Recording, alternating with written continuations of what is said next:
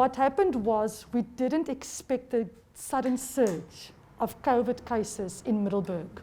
It started with one person, and it escalated dramatically from there onwards. Today we are standing on 145 active cases.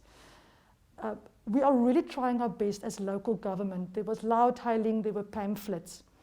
But as government reduced the level of lockdown, level 5, level 4, level 3, we were in a very bad financial shape before lockdown, with high unemployment, infrastructure issues in the government departments.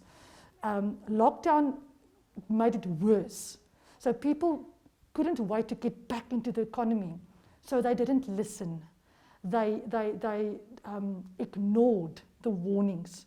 Because when you are hungry, you can't stay at your house.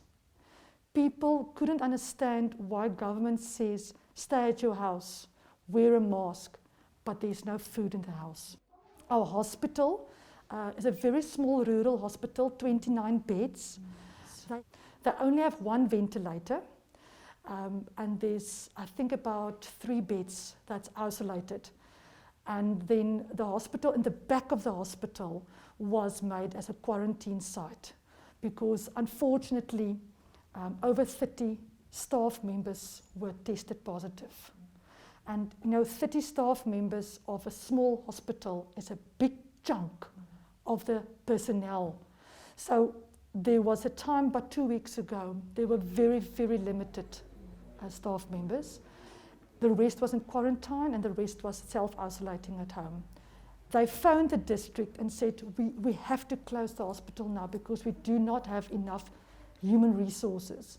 District told them to stay open because if the hospital is closed, the community has nowhere to go. In the end, the staff took it in their own hands. They closed the hospital out of fear. The next day, the hospital was fumigated. The hospital was closed for 1 day only, and it reopened. But now the staff are slowly coming back to work. They're coming out of the 14-day isolation, quarantine, and they are slowly back to work.